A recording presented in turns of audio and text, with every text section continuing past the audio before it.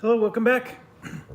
So I had a good solid day of work and all the other life stuff in between so I could forget all the rules between yesterday and today. It's really funny because I actually did forget some rules, and before I hit record, I was like reminding myself, what did I do yesterday? And I probably need to watch my own videos so I could keep track. But let's talk about some things that folks wrote in. And firstly, thank you so much for A, the encouragement, and B, some of the corrections. So I didn't write them down because that would imply that I'm actually planning and actually have preparation skills. I didn't write it down, but let's talk about some of the things that I feel that I've learned that I did wrong. So the first one is you can see here that I played this 3 and then I played this 2 thinking, as a fixed artillery, right? So this was a combat card. This was the actual command. And so I had this partly right.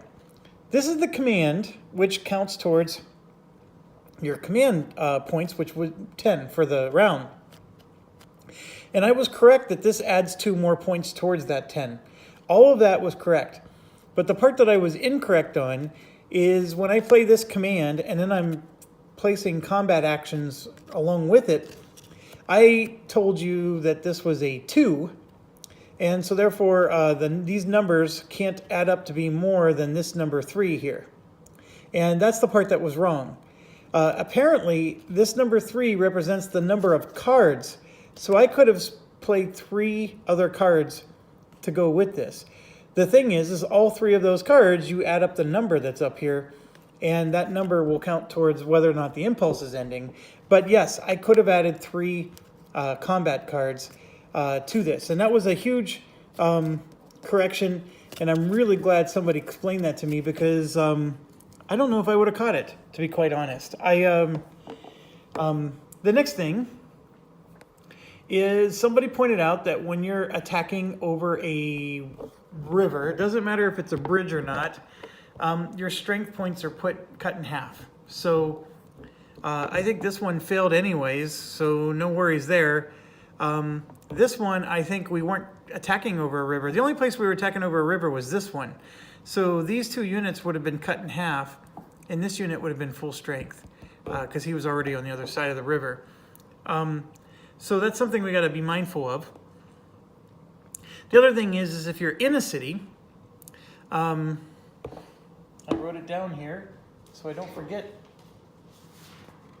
If you're in a city or a west wall and you're defending, then your strength is doubled. And if you're attacking across a river, bridge or otherwise, your strength is halved, which I know may sound like 6 or 1/2 dozen, but that's pretty much it.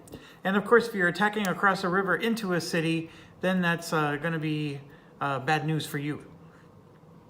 The next thing is there was agreement that we weren't supposed to put any roadblocks down because there was no situation that satisfied it. However, this improved position was wrong because this here is the city of Beaufort, or Beaufort is how we would say it.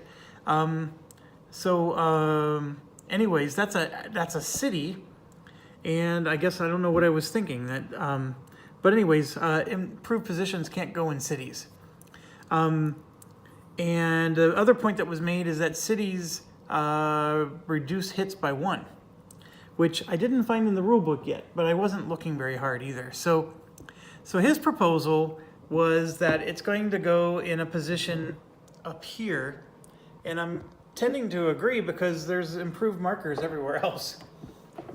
So he was suggesting this position right there, and I agree because it's next to a 4 strength unit. These 2 are also next to a 4 strength unit, and the tiebreaker is whoever's the most west, according to the rules. So we got that covered there. I think there was a comment about this battle here when he retreated something to the order of, I moved him into a zone of control for the Germans and he wouldn't have moved there. He would have instead gone into the woods. It didn't matter because we destroyed him anyways, but it was just a reminder that I have to be mindful of that. And I think the other thing was just a general comment about if I would have done the combat card counting correctly, my first impulse may not have been so many attacks, because since I can't move, I was actually really regretting activating this core right here. And they were just pointing out that I wouldn't have had to if I would have played my cards a little differently. And then this turn, this impulse right here is when I would have really wanted to do it, because now I can move and a lot of those restrictions go away. So good points. And if I lose this, I'm going to blame this just on all of you for not telling me sooner. Just joking. Okay, so we are hitting the end of the first day, so our first impulse. So everything you see there where it says first German impulse of the day, 4.11, all these rules are no longer in play. So except for that last bullet there, it says after the German impulse, hand size is 6. So the Allies are going to draw combat cards. We're now allowed to move. And we can deploy reserves and command events now. So all those are available to us. So I drew up to a hand size of 6 before we quit last time. And so real quick, this is what we got. I think the biggest, so we had 3 new cards, and I, for the life of me, couldn't tell you what the 3 are. I mean, I can recognize those 2. And that one, I think, are the 3 cards. So these must be the 3 new ones, yeah. So the Panzer Army here is awesome, except we already activated most of those.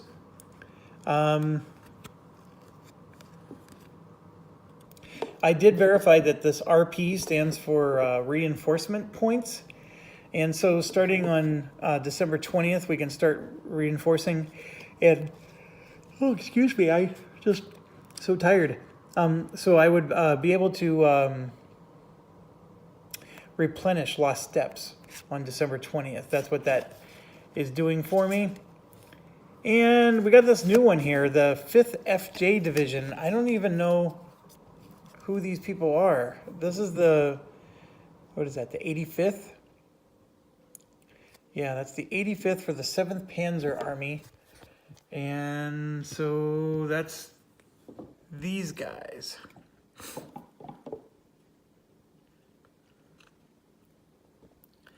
Okay, so our command limit is 5, by the way, for the impulse. So that probably means we're going to just activate 1 set of units here. And I honestly don't know who to activate. Oh,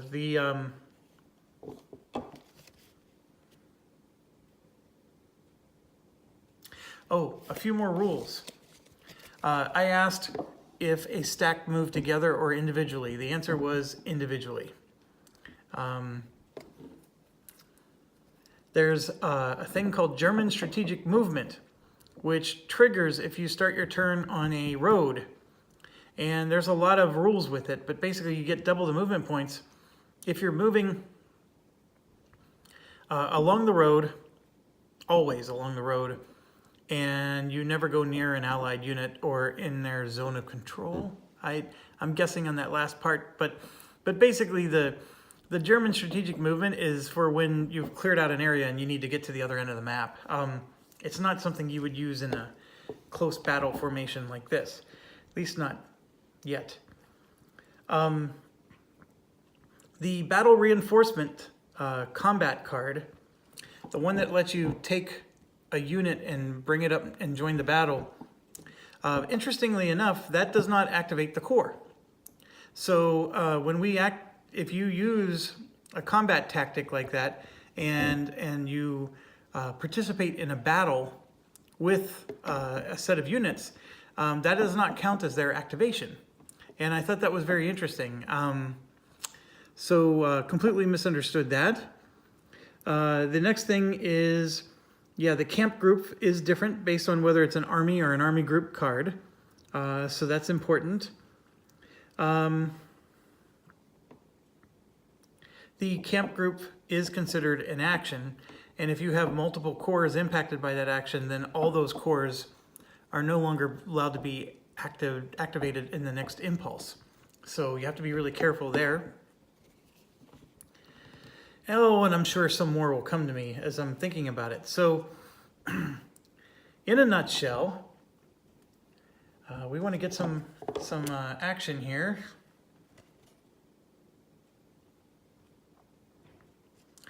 We have no reserve units to deploy, so let's get that out of the way. Actually, no, I have one reserve unit that I can deploy. It's this one. It's the ISS, and I'm assuming that's a paratrooper, although in-game it doesn't really serve any purpose. But I can deploy this if I needed to. And deploying reserves does not count as an action.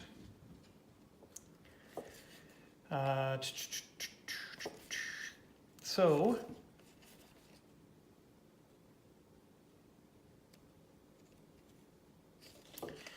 I think I want to do, because I'm at a spot where I activated everybody I really want to activate. And so this is sort of like an impulse where I was too impulsive in the first impulse. Woohoo, there you go, pun intended.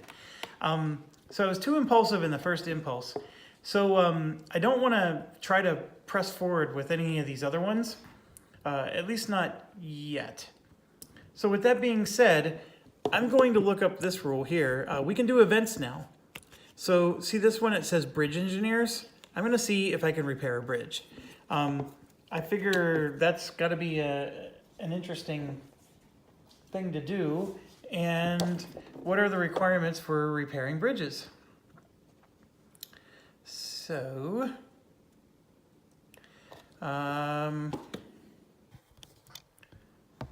so here it says, play during supply phase or during your impulse to repair a destroyed bridge or build a new bridge.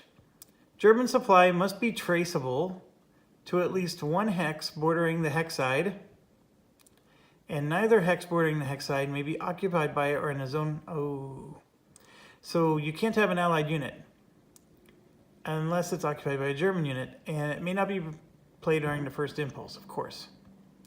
So is there even a situation that we could repair a bridge? Obviously, this is not one. This is not one.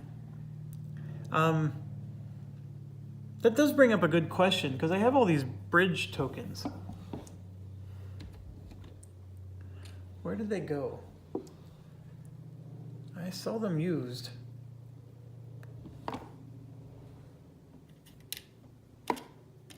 Maybe there aren't all these bridge. Oh, here they are. So are these tokens. I'm assuming it's to show that you have control of the bridge. It's sort of interesting. I don't know, like when that, like why that matters. So like, for example, do I control this bridge right here? Because I beat him back and this is a bridge. So can I put that there to show that I have control of that bridge? I'm assuming the answer is yes. So that's just like a nice reminder to remind me that there's a bridge there that I can use. I guess that's fair. But like, what about up here? I mean, can I just put one there since there's nobody from them or us there? I'm assuming that that's not a bridge we control. So it's a little weird, I guess is all I'm saying. And I think it's just a unit thing to tell. Okay, so back to this question at hand. I don't see a bridge I can repair. So stupid event. Dumb idea, Jeff. Okay, so then we have this one where we could do any command event. And then we have consolidation. In case you haven't figured this out yet, I am leaning towards doing an event versus trying to move an attack. So let's see what we got here for events. There's a whole bunch of them. So we talked about bridge engineer, allied command prices. Move all British units in the December 22nd space to the December 23rd space. Delay placing a British command card scheduled to go until then. Well, that seems like a cool one to do right now because it just needs to be done eventually. And right now we sort of are trying to fill in space. It may actually be a decent one. It may be decent. Eisenhower hesitates. Delay all... These are events. Command and special and reaction. It says any command event. Eisenhower hesitates. Delay all units of the 82nd or 101st Airborne by 1 day. Move the units to the December 19th space on the calendar. So delay all units of the 82nd or 101st Airborne. There are no 82nd or 101st Airborne anywhere.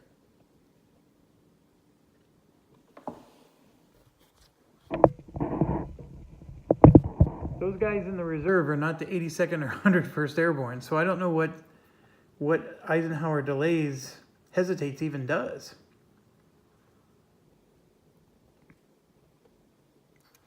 Okay, so that seems like a silly one. Fury of Bastogne. This day only, German attacks against Allied units in VP hexes receive 2 extra combat chit drills.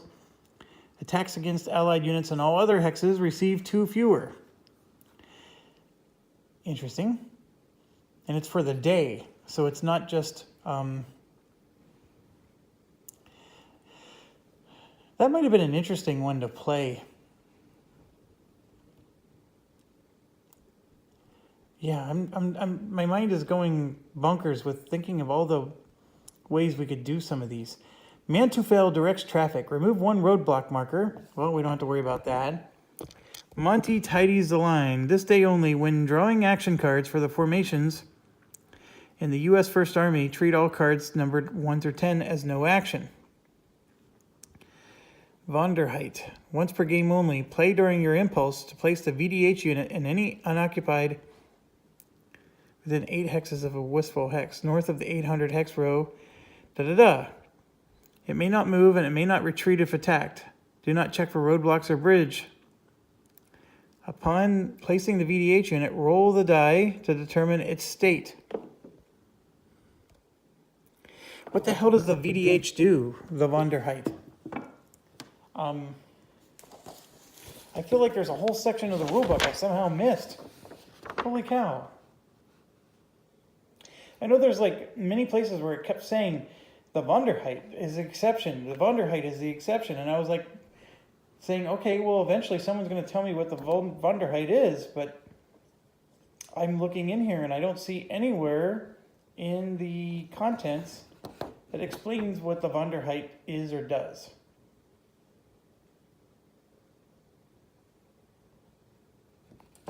So what is the point of the Vonderheit? It is an ISS core unit. It's a bracketed 1. I mean, it's crap for all intents and purposes. So here, let's go to the back where the index is.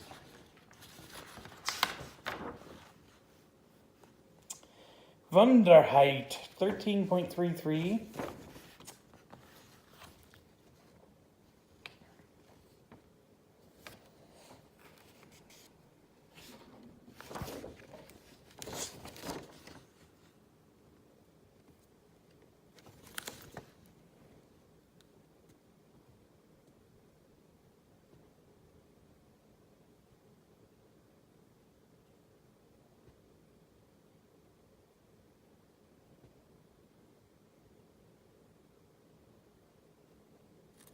Okay, so the first thing is I may not play combat tactics to support the Vonderheit unit.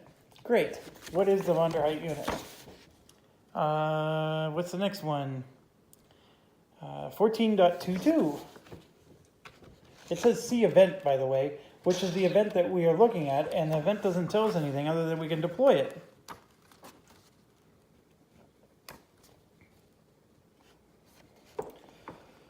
Oh, 14.22. German units are in supply throughout the 16th, 17th, and 18th, regardless of their situation, with the Vonderheit exception. Yep, we know that. 18.1. We're getting really to the back of the rule book here. That might explain why I didn't see it.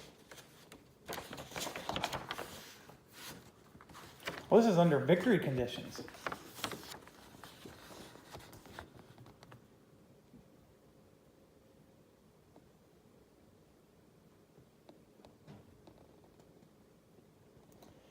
I am looking for, oh, here we go, Wanderheit. If a German unit enters the hex occupied by the Wanderheit airborne infantry unit, remove the Wanderheit unit from the map and gain 1 victory point. Oh. So it's this silly marker that lets you get victory points.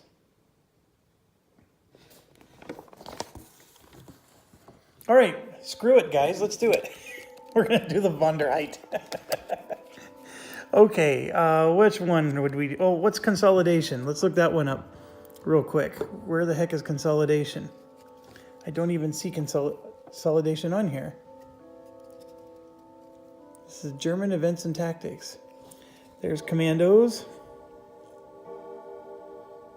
Why don't I see right there, it says consolidation.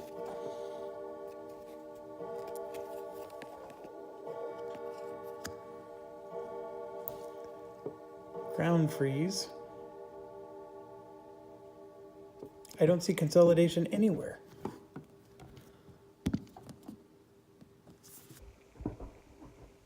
Oh, I'm being a goober. Look at that. That's an allied event right there. So we ignore these in the German solo game. That's why it's not showing up, because I'm a goober. Okay, so let's get back to this regularly scheduled program. I think I'm going to activate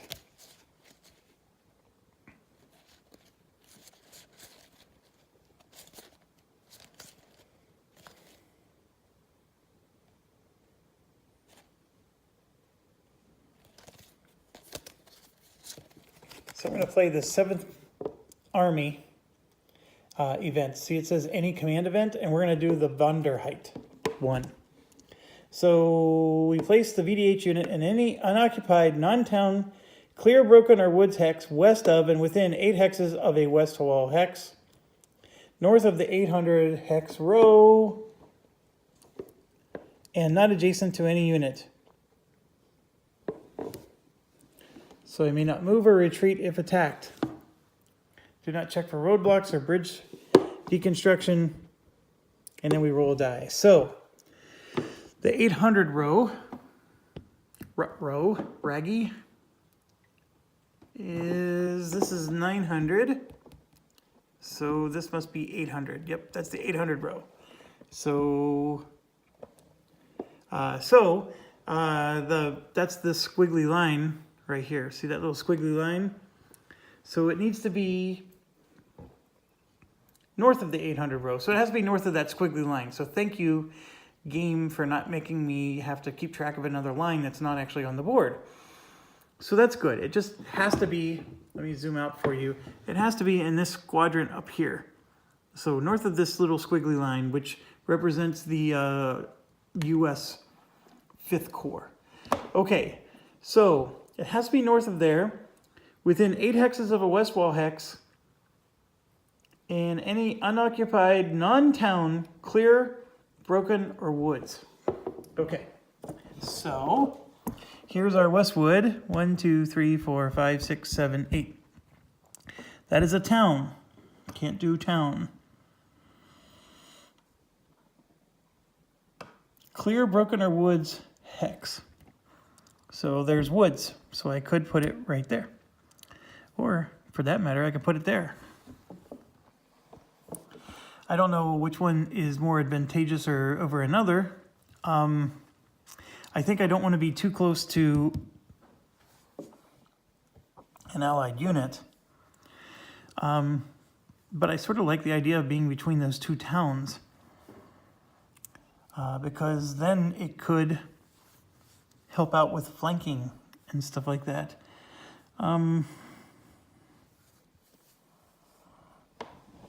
So then all that happens is if I go over that space, it gets removed from the map, and I score a victory point. So, yeah, let's roll a die. I rolled a 3.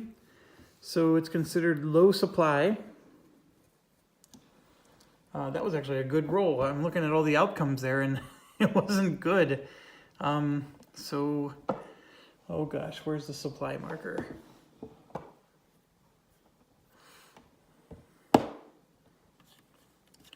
I think that's what this is. This is a low supply. So we'll put that on him like that. And yeah, we'll try it. Let's see how that plays out for us. All right, so that was 4 points. And so now whatever I do is definitely going to trigger the end of the impulse. So I think I was just enjoying the fact that I could even just do it. So I have the option to activate any one unit. I'm not sure how useful that is because I don't think any one unit is badass enough to win. However, it is a nice way to maybe get across a bridge or to get across a river.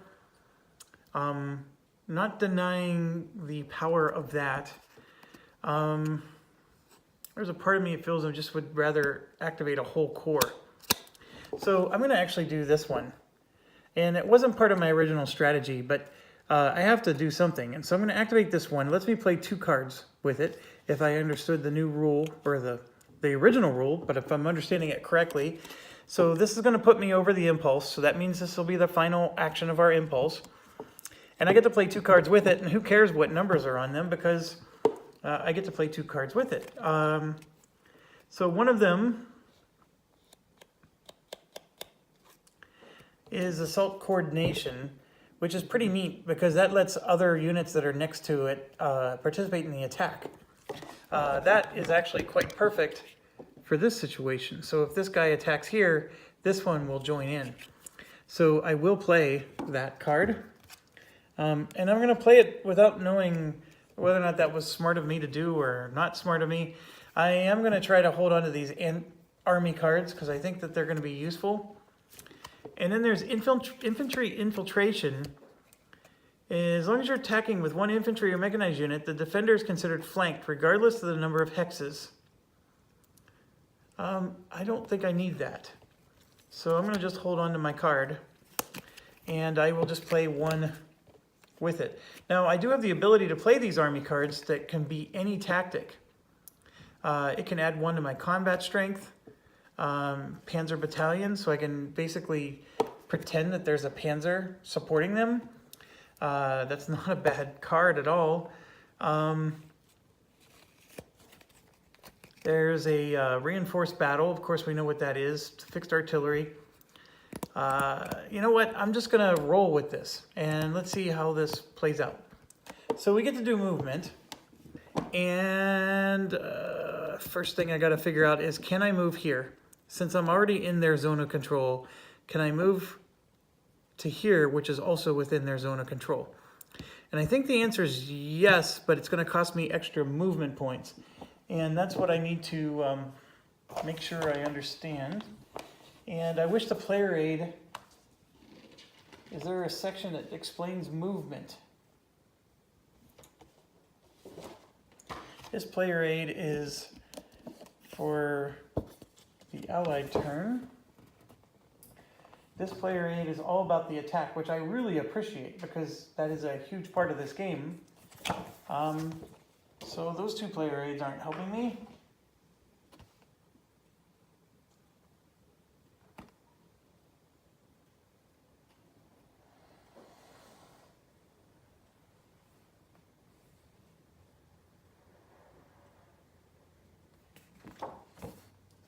Okay, so I'm stuck again.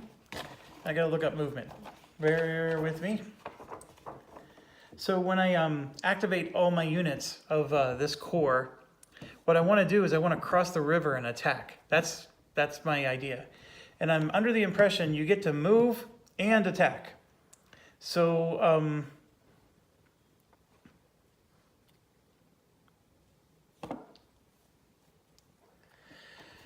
So let me make sure that that's really what I get to do.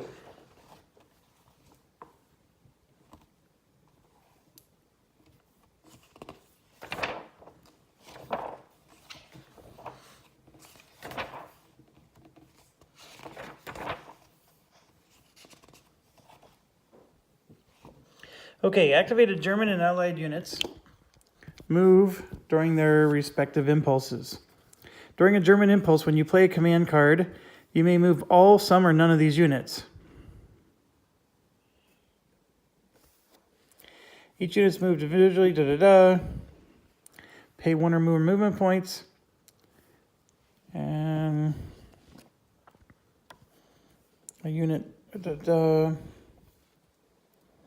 movement points can't be transferred. A unit may always move at least 1 hex as long as the move is otherwise allowed. The movement of units is affected by enemy units in their zone of control. You must pay 1 movement point to leave an enemy-controlled hex. In addition, the cost of the terrain in the hex being entered. A unit may not move directly from one enemy-controlled hex to an adjacent enemy-controlled hex. So I can't cross the river, is what that's saying. There's no additional cost to enter an enemy-controlled hex, but the unit must stop moving upon doing so. You may never enter an enemy-occupied hex. Yeah, got that. Can't enter a roadblock. Oops, I'm gonna drop my... The movement of a German unit may be interrupted for roadblock checks, bridge demolition checks.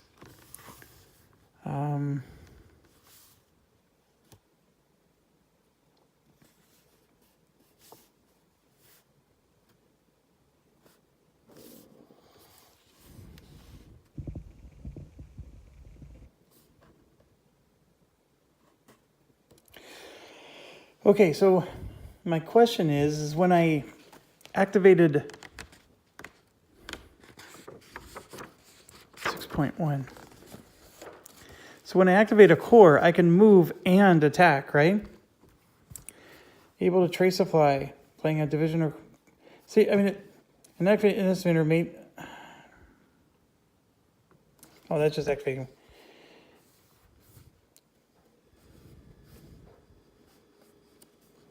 See, that's not helping me.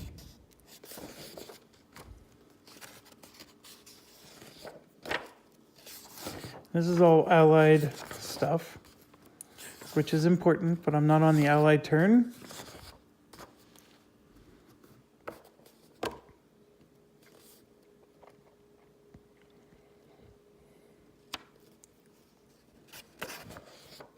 So this is movement.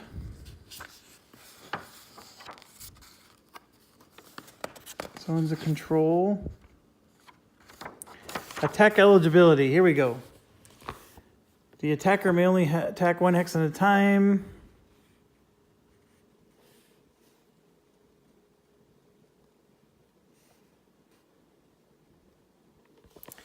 You may only participate in 1 attack.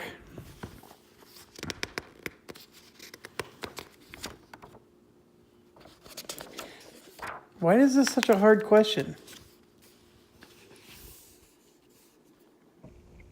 Here we go. After you completed moving your active units in an activation, you may have any of your active units attack adjacent. There we go. That's what I was looking for. We can move and we can attack. There we go. Man, that was hard. Okay, I want to move and attack, and it says that I can't. So this situation here, if I'm in his zone of control, right? So to move here is not allowed because that's leaving zone of control to enter the same zone of control. So not allowed to move either of these guys.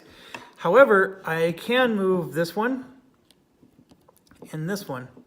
That is allowed because neither of these guys were in zone of control, and it takes all their movement to cross the river.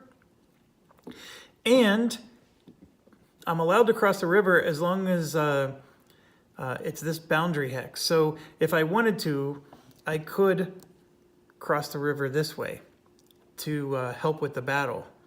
Although this would be leaving this zone of control to enter that guy's zone of control. I'm not, like, let's assume there was no units here.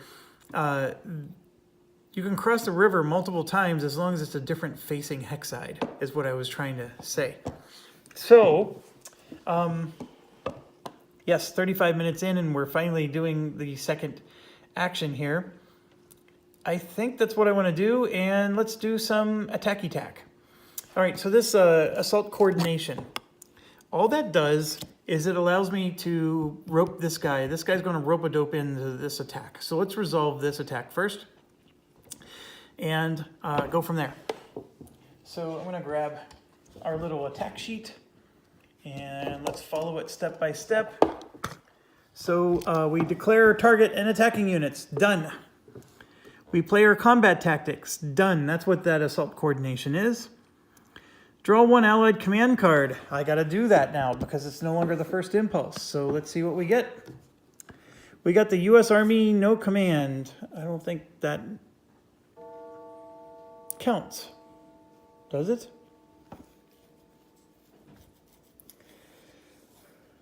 If it shows the defender's formation, this doesn't show anybody's formation. It just says U.S. Army. Does that mean that it's always the defender's formation?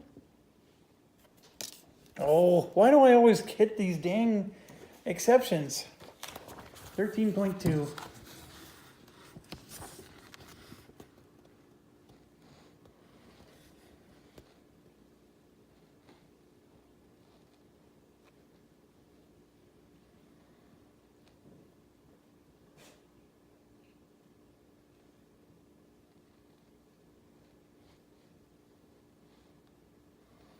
If the formation is not a match and the card lists a command tactic, apply the tactic. I mean, that's great and all, but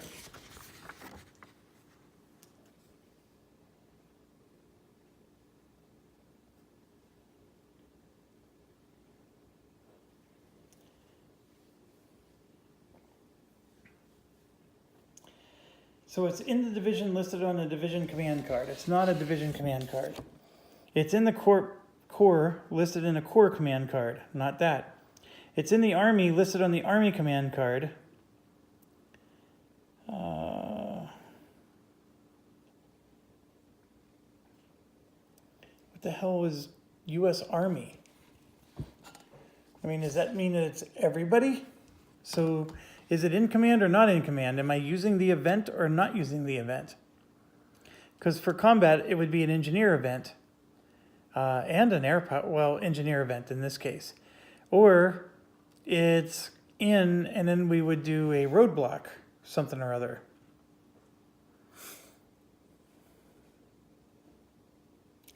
I am getting really annoyed.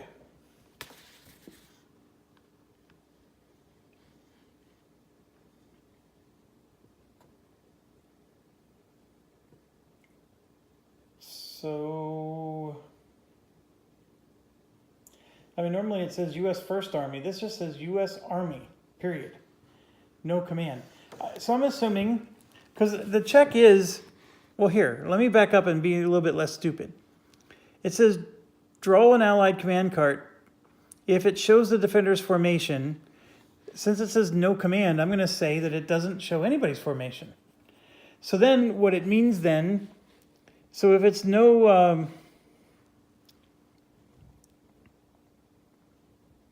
so then the card's combat tactic, engineers, is going to kick in.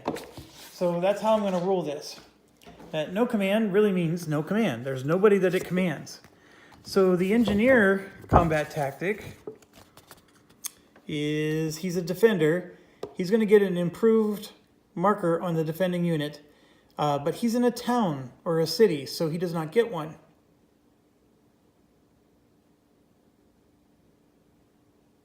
Do not place. So basically, it's nothing happens. So yippee-dee. And that's good. And here's where I'm talking about.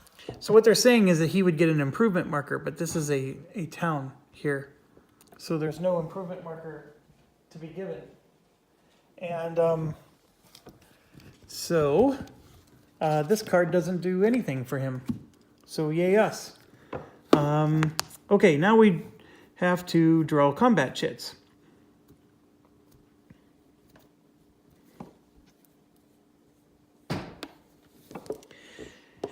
Okay, so the mandatory minimum draw is 2.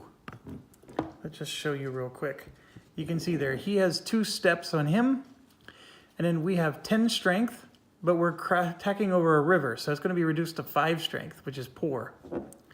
And so we're only going to have 5 strength attacking over a river, and it's 2 units of ours.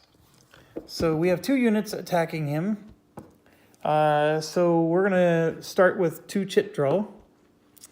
+1 for each combat tactic, so we have 1 for 3.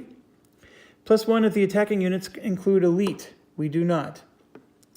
+1 if there's 3 or 4 steps, we get another one, so that's 4. There's no out of supply, there's no isolated, there's no screen tactic. So, so basically we're going to get to draw 4. And so this was another rule somebody explained for me. The rule is you draw the minimum 2, and then after that you decide how many more you're going to draw. And so basically it's a mandatory 2, and then if I want to go up to 4, I have to make the decision after I see the 2. So I'm going to draw 2. And it also rules, I did read, and somebody mentioned, is that both sides actually apply. So in most cases, I guess it's intentional that they're mutually exclusive. However, if they were both true, then it shows a P. For example, that little P you see there next to this is the Allied air power would kick in before large attack. Now, large attack requires me to have 7 chits drawn. We're only going to be able to draw 4. And there's no Allied firepower or air power, so this is out. It doesn't do anything. So, is the only attacker armor? Heck no. Is the only defender armor? Actually, it is. So we took a hit. So this is a stupid decision on my part. I'm going to draw 2 more. Let's just see what happens. All right. So are we greater than 1 to 1? Well, yes, we actually have 5 to 3. So I think that is just 1 to 1. I don't think we're going to... and that's less than 1 to 1. Okay, well, we got this. And is it less than 2 to 1? Nope. Is it greater than... Well, actually, it is less than 2 to 1. All right, so this was really stupid of me. But that's part of the first game, right? I ended up taking 3 hits. And then he took 1. And his 1 hit is... If losing a step would cause the defending unit to exert no zone of control from the hex it occupies, retreat 1 hex. Let me look. I mean, he would just reduce to 1 step. I don't know why that would reduce his zone of control. So we got to calculate, I think, his hold chance. So what's the hold value of the hex? The hold value is 2. It's these... It's that yellow number. So his hold value is 2, plus the steps in defending units, which is 2. That's 4. Plus 2 if all attackers are across the river. Oh, yeah, that's 6. Minus 3 if it's surrounded or out of communication. Plus 4 if all retreat routes would require extra step loss. That's not true. Plus 2 if defending units have already retreated 1 hex. That's also not true. So I got a 6. So the result has to be, so I have to roll a die, and if the result is less than or equal to the hold check, apply a step loss, otherwise retreat. So I got a 6. So I rolled a 9. So he's going to retreat. So I'm going to assume that he will retreat along the blue line there because that's out of our zone of control.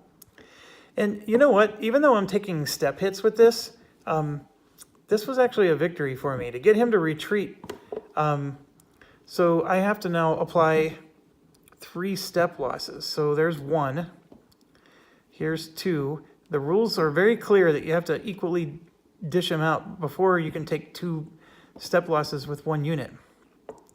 I'm going to take my second loss with this unit here. It's the 276, and That's what these are over here.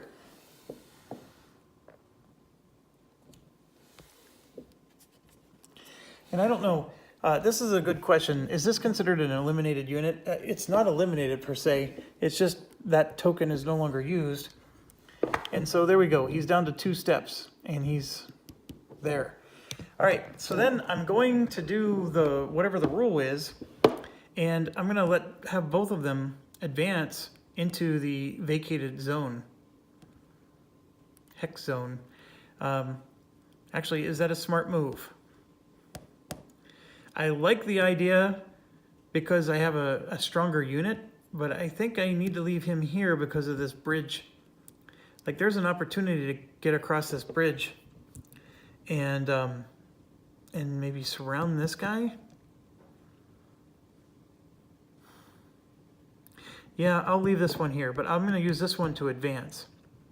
So I think I successfully did this attack. Obviously, it didn't turn out well for us, but it sort of did.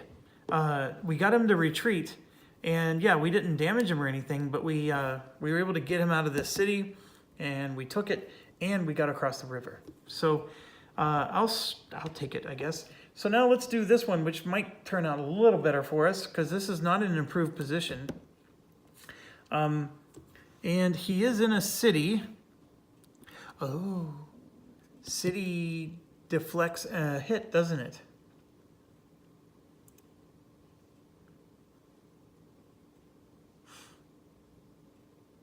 If the defending units occupy a town, city, or improved point, or West Wall hex, you ignore 1 hit. Damn it. Okay, so that means I go back.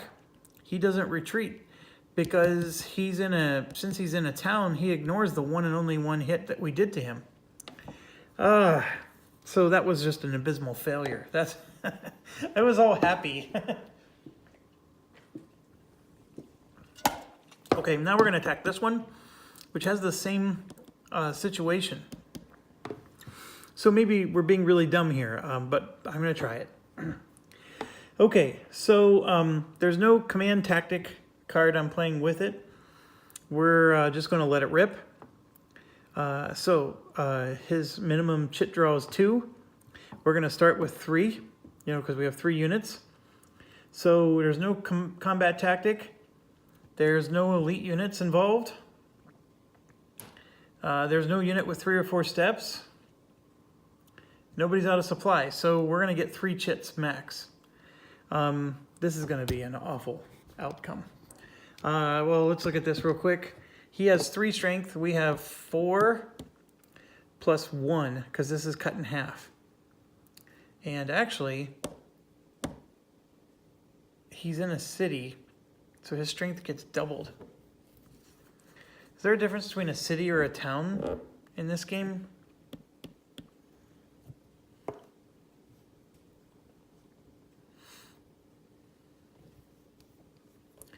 I don't think there is. So if he gets doubled, that means I did that last battle completely wrong. Oh, what an awful, awful turn this is going to be, because I am screwing up big time.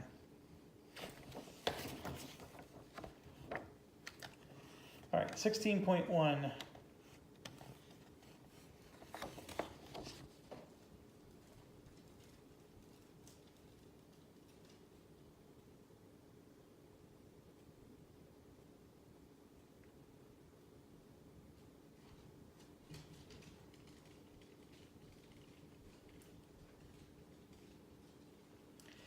It doesn't make a distinction between them. It just says town or city. Although it doesn't mention town or city. I have to go to the attack section, so it's somewhere in here.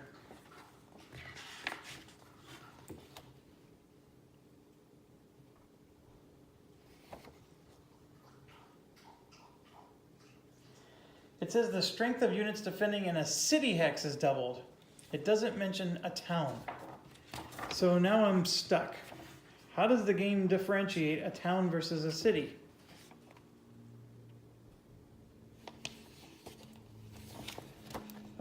will screw me.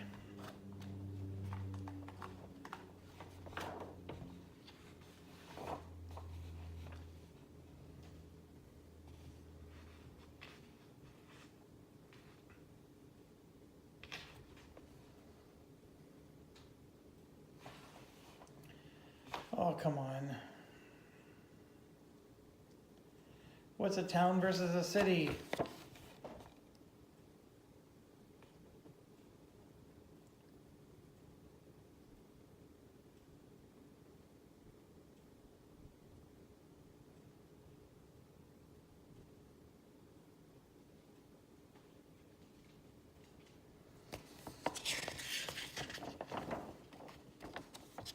It doesn't say. I even looked up towns and cities and it doesn't tell me.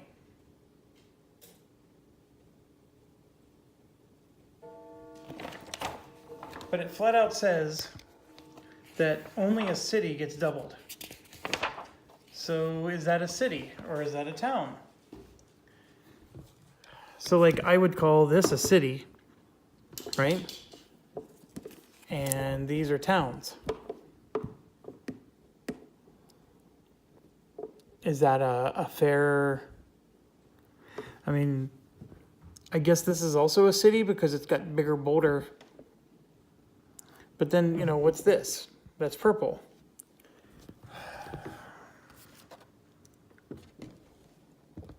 Here, you can even see, it explains that a city has like a circle, whereas a town just has roads going through it. So let's use that as our guideline here. So for sure, that is a town. So we're not going to double his strength there. This is for sure a city, even though the 6 is right over top of the circle. If we have any questions, we can always look at the allied. See, look, that one does not have the circle in the middle. So that's not a city either.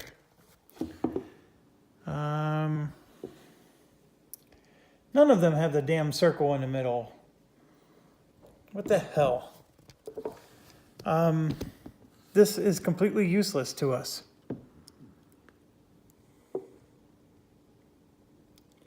The other differentiating factor is you can see that a city has like other mini roads around it, right? So let me zoom in for you here. So you can see these like, it's almost like suburbia, right? It's got a bunch of little suburban roads going around the main roads, whereas the town just has main roads going through it and that's it.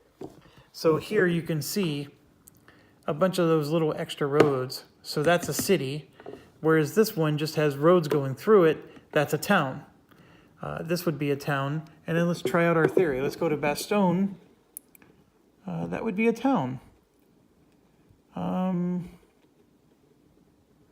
I guess that confirms my point that the cities are the ones that are purple. Okay, so I'm going to conclude then that he does not get doubled. This is not a city, so he does not get doubled. Now, a town does still ignore a hit though. So it doesn't double their strength, but he will be able to cancel a hit because he's in a town. So, so that part will still be true. All right, so I have 2, 4, and then 1, because this is cut in half. 5 to 3, which is still just 1-to-1 odds. So this is going to be an awful battle. Minimum draw is 2. Defender adjacent. The answer is no.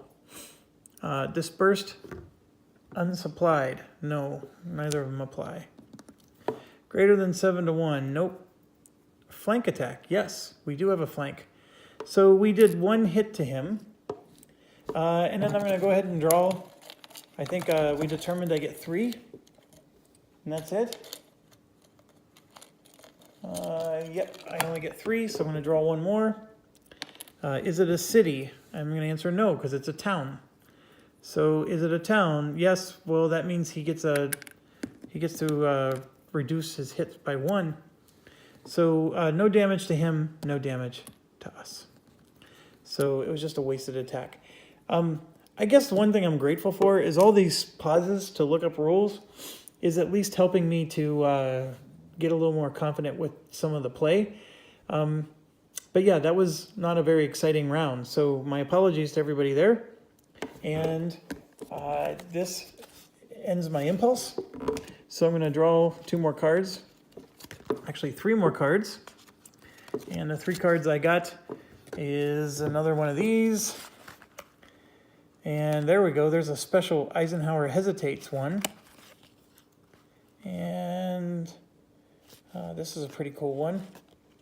So that Eisenhower Hesitates one, still, I don't understand it. It said that the airborne doesn't arrive. Well, there's no airborne in turn 16 anyways. This is the most bizarre event.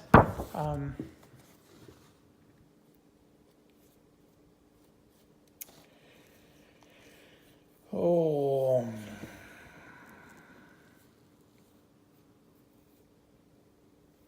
It says delay them by 1 day. Move them to the December 19th space. Oh, I guess today is December 16th. Okay. So they must be in the December. Okay, I wasn't paying attention. Today's December 16th. So they're probably in the December 18th pile. But nonetheless, it's their turn. So let me stop focusing on my turn. The round's almost over, by the way. Or the day's almost over. There's only 1 card left. So we're going to go with them. And it's the U.S. Third Army. Deploy all Corps reserves. I think that is definitely the priority because there is reserves. But it's Corps reserves, I'm assuming, for the 8th Corps. So let's check.